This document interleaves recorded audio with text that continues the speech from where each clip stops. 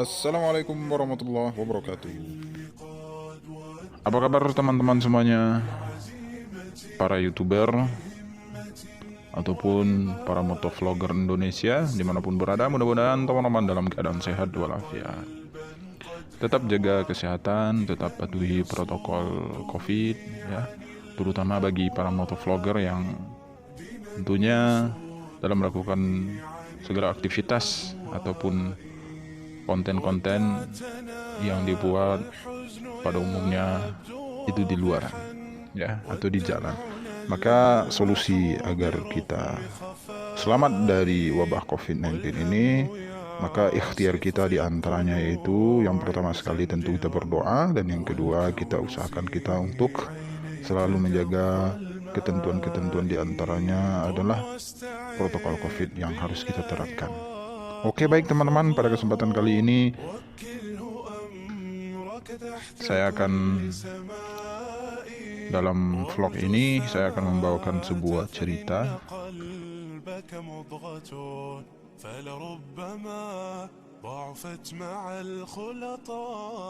Mudah-mudahan cerita ini bermanfaat ya bagi teman-teman ataupun bagi pribadi saya sendiri. Oke, baik teman-teman, sesuai dengan judul cerita kita yaitu tentang kisah seorang janda dan sebuah terong.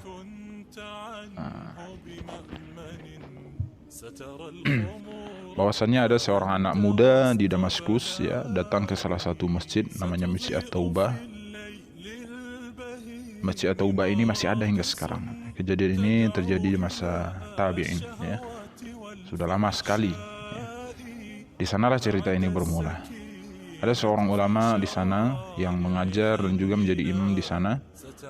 Ada seorang anak muda ini yang dari luar Damaskus yang ingin pergi menuntut ilmu, namun keterbatasan biaya. Lalu anak muda tersebut menemui ulama tersebut dan menanyakan apakah ia boleh belajar dan tinggal di sana. Ia mengutarakan keinginan untuk tinggal di masjid tersebut bersama ulama tersebut. Maka singkat cerita, ulama tersebut membolehkan, asalkan anak muda itu mampu untuk bersabar ya. Apa yang ulama itu makan, ia juga makan. Apa yang ulama itu minum, dia juga minum. 3 bulan berlalu teman-teman, ia sudah belajar dari ulama tersebut ya. Ia ikut bersih-bersih masjid. Kemudian ia bercerita, setelah 3 bulan tinggal bersama ulama tersebut, ia mengatakan bahwa gurunya atau ulama tersebut ia sangat zuhud sekali, luar biasa zuhudnya. Orangnya betul-betul mendahulukan akhirat daripada dunia. Kalau ada makanan, maka gurunya makan. Kalau tidak ada, maka gurunya berpuasa. Hari ini ya, hari ketiga kami tidak mempunyai makanan, kata pemuda tersebut. Sahur dan buka puasa dengan air dan sebutir kurma. Maka pemuda itu merasakan sangat lapar sekali. Tapi gurunya masih kuat. Saking laparnya, ia sudah tidak konsentrasi lagi untuk belajar. Dalam kondisi itu, syaitan membisiki dirinya, "Hai anak muda, mungkin sekarang sudah halal bagi kamu untuk mencuri makanan. Kalau tidak, kau akan mati." Lalu terus-menerus godaan syaitan itu datang sampai terpikir untuk mencuri makanan. Pada zaman dahulu, tembok masjid dengan rumah orang itu berdempetan. Akhirnya ia naik ke dinding masjid ya. Rumah yang pertama dilihatnya terdapat 3 orang wanita tanpa jilbab yang sedang menenun kulit domba. Lalu ia memalingkan pandangannya. Karena itu ia tahu tidak boleh melihat yang bukan mahramnya. Tujuannya bukan itu. Ia pun pindah ke rumah kedua. Maka dari celah-celah pelapak rumah ia mencium bau masakan. Karena laparnya, ia masuk ke dapur. Kemudian ia temukan ada panci yang sedang dipakai masak dengan kayu bakar. Saat dibuka panci itu, ternyata ada 2 buah terong yang sudah matang. Ia mengambil terong tersebut dan memakannya. Sementara ia makan, saat mengunyah sebelum ia telan, lalu tiba-tiba imannya muncul. Ia berpikir, subhanallah, syaitan berhasil membuat saya melakukan 3 dosa sekaligus. Masuk rumah orang tanpa izin itu dosa. Mencuri terong itu dosa. Saya sedang memakan yang haram, dosa. 3 dosa sekaligus.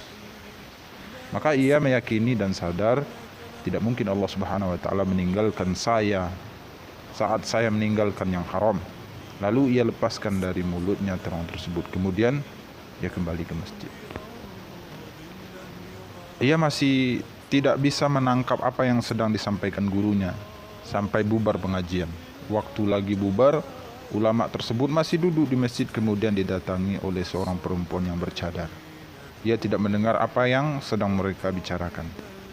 Tak lama kemudian gurunya tersebut memanggil, "Sini ya muridku." Lalu ia mendekati gurunya. Gurunya berkata, "Apakah kamu mau menikah?" Ia pun belum menjawab, diam. Lalu gurunya sekali lagi mengatakan, "Apakah kau ingin menikah?" Ia pun terdiam, tidak menjawab. Gurunya sampai mengulangi pertanyaan tersebut hingga 3 kali.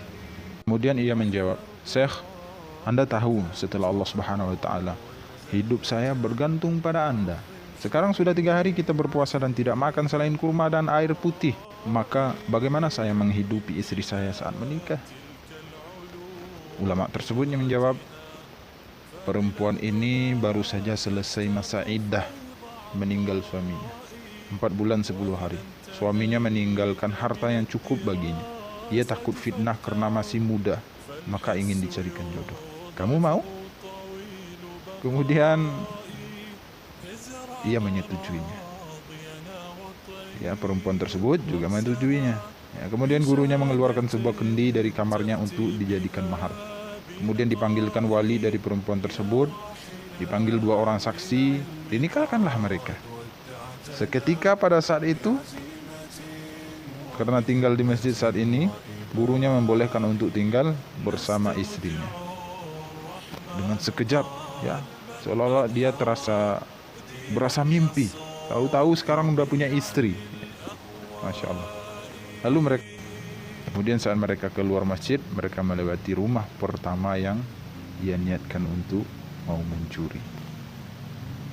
Pas dia lewat di depan rumah, ya Allah, ini rumah yang saya mau niat curi tadi, yang pertama. Kemudian saat melewati rumah kedua, dia lihat juga hampir-hampir datang ke rumah tersebut. Ini rumah yang kedua yang saya ambil terong tadi. Dalam hati dia bergumam seperti itu. Tiba-tiba istrinya berhenti di rumah tersebut, lalu membuka pintu dan berkata, "Masuklah suamiku, ini rumah kita." Ia pun terkejut, rumah yang tadi ia mencuri terong. Kemudian saat ia masuk dan di ruangan tamu, istrinya menanyakan, "Saya dengar tadi kamu sudah 3 hari tidak makan. Pasti sangat lapar ya?" "Ya, lapar sekali," kata pemuda tersebut. Kemudian istrinya masuk ke dapur. Tiba-tiba, ya, istrinya di dapur. Ia kaget, ya, melihat pancinya sudah terbuka dan terongnya sudah digigit. Lalu dengan sedikit nada yang tinggi, "Siapa yang makan terong saya?" Kaget dia, gitu kan. Lalu karena tadi di ruang tamu, lalu menghampiri ke dapur. Maka pemuda tersebut dengan mengatakan hal yang sesungguhnya terjadi, ya, bahkan dengan bersumpah ia menceritakan kejadian yang baru saja terjadi sebelumnya hingga terong tersebut tergigit. Ia bersumpah lagi, "Dan demi Allah,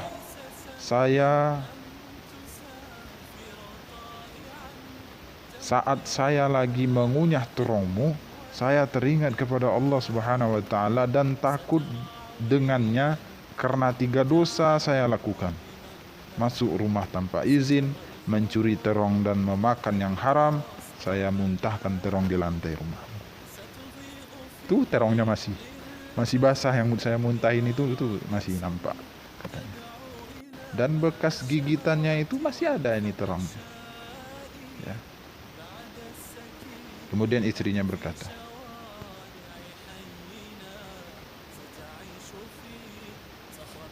dan perkataan wanita ini para ulama katakan perkataan perempuan ini perlu diukir dengan ukiran emas. Apa perkataan wanita tersebut? Mengomentari dari pernyataan dari suaminya, yang suami barunya ini. Ia mengatakan, wahai suamiku, engkau meninggalkan segumpal makanan haram. Allah jadikan panci yang dipakai masak, rumah yang dipakai masak, dan saya pemilik rumah ini jadi milikmu sekarang. Ya, tidak hanya terong, tidak hanya rumah, tidak hanya panci, pemilik rumahnya ini langsung menjadi milik. Hanya sebab dari engkau meninggalkan perkara yang haram karena Allah Subhanahu wa taala.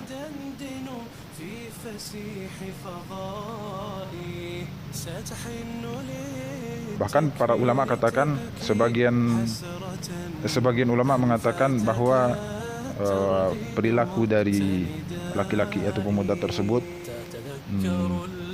untuk memakan makanan tersebut halal, ya, memakannya karena kalau tidak dia akan mati. Ini sebagian ulama mengatakan seperti itu, tapi bukan berniat untuk mencuri banyak-banyak, itu tidak. Oke. Sangat luar biasa teman-teman. Karena meninggalkan yang haram, hilang laparnya, dapat rumahnya, dapat pasangan hidup, Masya Allah.